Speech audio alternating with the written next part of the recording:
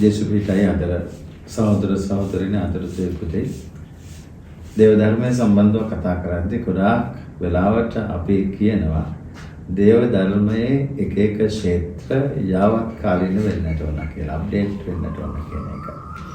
හැබැයි මේක බොහොම ලස්සනට පරිස්සමෙන් තේරුම් ගන්නට ඕන කාරණයක්. මොකද යාවත් කාලින වෙන්නට ඕන දැනුම පිළිගැනීම.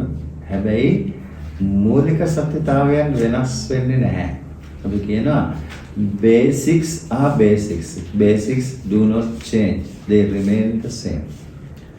එහෙනම් මොනවද වෙනස් වෙන්නට ඕන කියලා කියන්නේ? මොනවද යාවත් කාලීන වෙන්නට ඕන කියලා අපි විශ්වාස කරන්නේ? යාවත් කාලීන වෙන්නට ඕන මූලික දේවල් basics නෙමෙයි. ඒ මූලික සත්‍යතාවයන් ඉදිරිපත් කරන ආකාරය. මූලික සත්‍යතාවයන් පැහැදිලි කරන ආකාරය. ඒ දෙස අපි බලන ආකාරය. The way we look at the basic concepts, especially in the field of sacramental theology. Etekama, the descriptions provided in particular fields in relation to what we understand.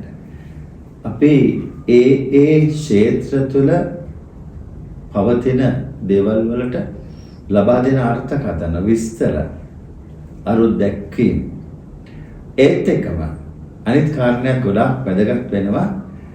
අපි කතා කරනවා ඒ දේවල් යොමු කරන ආකාරය, the aspect of application. මේව තමයි වෙනස් වෙන්නේ අවුරුද්දෙන් අවුරුද්දට. මේ ගැන තියෙන අවබෝධය ඉදිරිපත් කිරීම ධාර්මික යොමුව වෙනස් වෙනවා.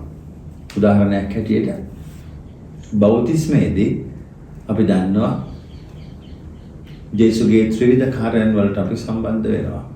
පූජක, දිවසිවර, එඬේරික.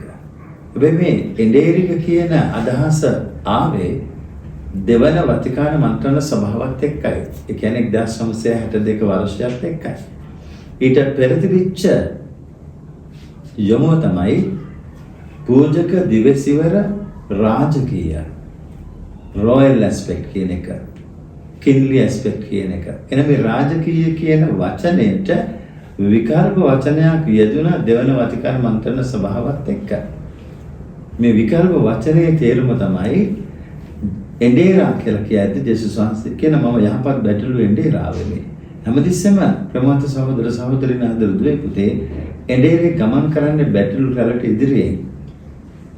යම් කාර්දරයක් උපද්‍රවයක් වුණොත් ඉස්සරම වෙන්නේ එඬේරාටයි. එඬේරාගේ ජීවිතය පරදුවට තබලා බැටළුවන්ව ආරක්ෂා කරගන්න. ඒක උන්වහන්සේ යහපත් එඬේරා කියලා කිව්වේ. ඉතින් ඒක අපි සම්බන්ධ කරන බෞද්ධිස්මයට මේ අදහසම රාජකීය කියද්දි අපිට තේරෙන්නේ නැහැ. මම දන්න හැටියට මේ ලෝකේ කිසිම රටක කිසිම රජ කෙනෙක් ජීවිතය පරදුවර තියලා නැහැ. තමුන්ගේ ජනතාවට තියෙන ආදරය නිසා. ඉතින් මේ අනවබෝධය නිසා, අපහැදිලිතාවය නිසා තමයි දෙවන වතිකාන කතිකාවත රාජකීය කියන වචනය එඬේරා කියන වචනයට පත් කළේ. හැබැයි රාජකීය කියන වචනයත් හරි අපි හරි අදහසින් මේක තේරුම් ගන්නවා. ඒත් එක්කම තව උදාහරණයක් දෙන්නට පුළුවන්. අපි කියනවා රෝගීන් ආලේප කිරීමේ දේව ප්‍රසාද නිධානය සම්බන්ධව කතා කරද්දී අපේ පැරැන්නන්ට උරුපුරුදු වචනය වදන තමයි අන්තිම ආලේපය. එක්ස්ට්‍රීම් අන්ෂන් කියලා අපි කියනවා. එහෙනම් මේ අන්තිම ආලේපය කියන වචනය වදන යෙදුම දෙවන වතිකාන මන්ත්‍රණ සභාවත් එක්ක වෙනස් වුණා.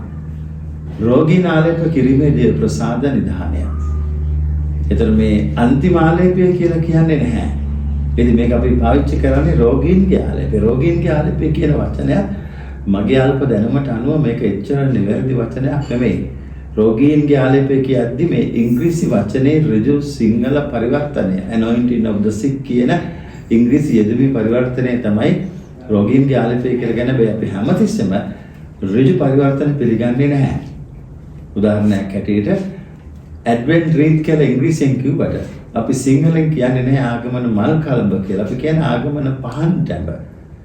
එතකොට මේ අන්තිම ආලේපය කියලා කියද්දී මේක නියම අදහසින් පැහැදිලි කරගන්නට පුළුවන් නම් වඩා හොඳයි. අන්තිම කියන වචනය කියද්දිම අපේ මනසට නැගෙනවා මීට පෙර ආලේපන තියෙන්නට පුළුවන්. තියෙනවා. කතෝලික විශ්වාසය ගැන කතා කරද්දී කතෝලික ජීවිතයේ පළමු ආලේපනය තමයි බෞතිස්මය.